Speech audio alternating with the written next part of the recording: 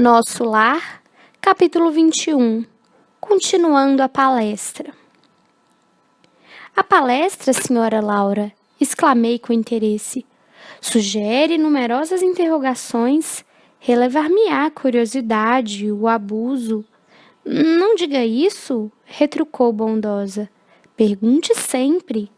Não estou em condições de ensinar, todavia é sempre fácil informar. Rimo-nos da observação e indaguei em seguida. Como se encara o problema da propriedade na colônia? Esta casa, por exemplo, pertence-lhe? Ela sorriu e esclareceu. Tal como se dá na terra, a propriedade aqui é relativa. Nossas aquisições são feitas à base de horas de trabalho. O bônus hora, no fundo, é o nosso dinheiro. Quaisquer utilidades são adquiridas com esses cupons obtidos por nós mesmos, à custa de esforço e dedicação. As construções, em geral, representam um patrimônio comum, sob o controle da governadoria. Cada família espiritual, porém, pode conquistar um lar, nunca mais que um, apresentando 30.000 bônus hora, o que se pode conseguir com algum tempo de serviço. Nossa morada foi conquistada pelo trabalho perseverante de meu esposo, que veio para a esfera espiritual muito antes de mim. 18 anos estivemos separados pelos laços físicos, mas sempre unidos pelos elos espirituais. Ricardo, porém, não descansou. Recolhido ao nosso lar, depois de certo período de extremas perturbações, compreendeu imediatamente a necessidade do esforço ativo, preparando-nos um ninho para o futuro. Quando cheguei, estreamos a habitação que ele organizara com esmero, acentuando-se nossa aventura. Desde então, meu esposo ministrou-me conhecimentos novos. Minhas lutas na viuvez haviam sido intensas. Muito moça, ainda com os filhos tenros, tive de enfrentar serviços rudes. À custa de testemunhos difíceis, proporcionei aos rebentos de nossa união os valores educativos de que eu podia dispor, habituando-os, porém, muito cedo aos trabalhos árduos. Compreendi depois que a existência laboriosa me livrara das indecisões e angústias do umbral, por colocar-me a coberto de muitas e perigosas tentações.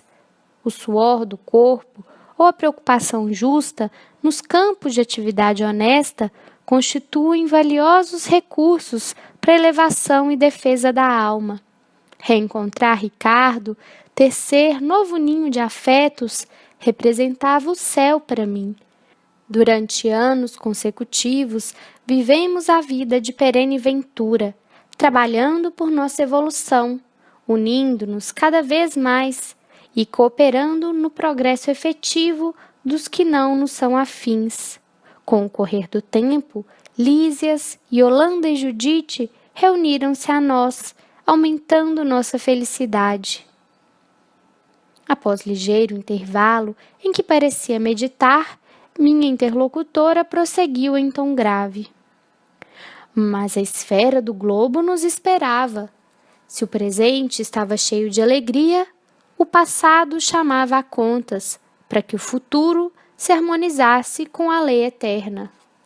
Não podíamos pagar a terra com bônus hora, e sim com o suor honrado, fruto de trabalhos. Dada a nossa boa vontade, aclarava-se-nos a visão relativamente ao pretérito doloroso. A lei do ritmo exigia então nossa volta. Aquelas afirmativas causavam-me viva impressão. Era a primeira vez que se feria tão fundo aos meus ouvidos na colônia o assunto referente às encarnações pregressas. Senhora Laura, exclamei interrompendo-a, permita por obséquio uma parte. Perdoe-me a curiosidade. No entanto, até agora, não pude conhecer mais detidamente o que se relaciona com o meu passado espiritual.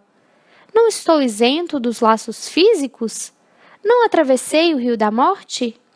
A senhora recordou o passado logo após sua vinda ou esperou o concurso do tempo? Esperei-o, replicou sorridente. Antes de tudo, é indispensável nos despojarmos das impressões físicas. As escamas da inferioridade são muito fortes. É preciso grande equilíbrio para podermos recordar, edificando. Em geral, todos temos erros clamorosos nos ciclos da vida eterna. Quem lembra o crime cometido costuma considerar-se o mais desventurado do universo, e quem recorda o crime de que foi vítima considera-se em conta de infeliz do mesmo modo. Portanto, somente a alma, muito segura de si, recebe tais atributos como realização espontânea. As demais são devidamente controladas no domínio das reminiscências, e se tentar burlar esse dispositivo da lei, não raro tendem ao desequilíbrio e à loucura. Mas a senhora recordou o passado de maneira natural? Perguntei. Explico-me, respondeu bondosamente. Quando se me aclarou a visão interior, as lembranças vagas me causavam perturbações de vulto. Coincidiu que meu marido partilhava o mesmo estado d'alma. Resolvemos ambos consultar o assistente longobardo. Esse amigo, depois de minucioso exame das nossas impressões, nos encaminhou aos magnetizadores do Ministério do Esclarecimento. Recebidos com carinho, tivemos acesso, em primeiro lugar, à seção do arquivo, onde todos nós temos anotações particulares. Aconselharam-nos os técnicos daquele ministério a ler nossas próprias memórias durante 2 anos, sem prejuízo de nossa tarefa do auxílio, abrangendo o período de 3 séculos. O chefe do serviço de recordações não nos permitiu a leitura de fases anteriores, declarando-nos incapazes de suportar as lembranças correspondentes a outras épocas. E bastou a leitura para que se sentisse na posse das reminiscências? Atalhei curioso. Não, a leitura apenas informa.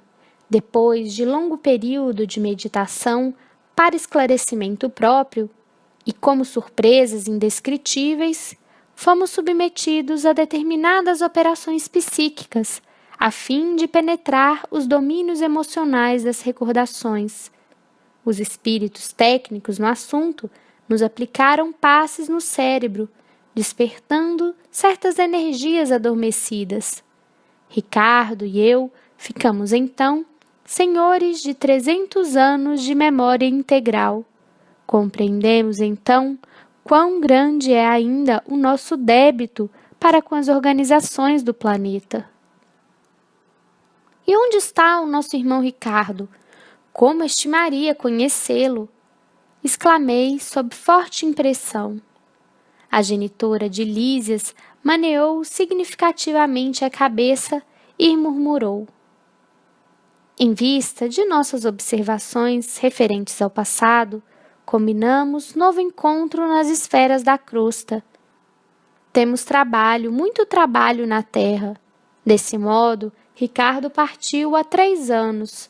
Quanto a mim, seguirei dentro de breves dias. Aguardo apenas a chegada de Teresa, para deixá-la junto aos nossos.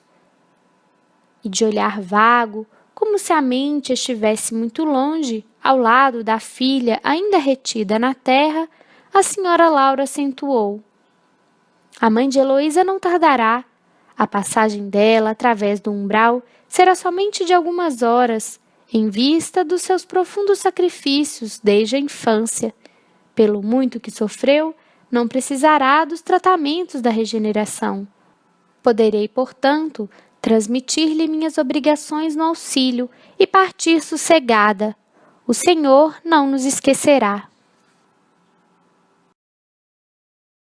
Clique no card para ir para o próximo capítulo.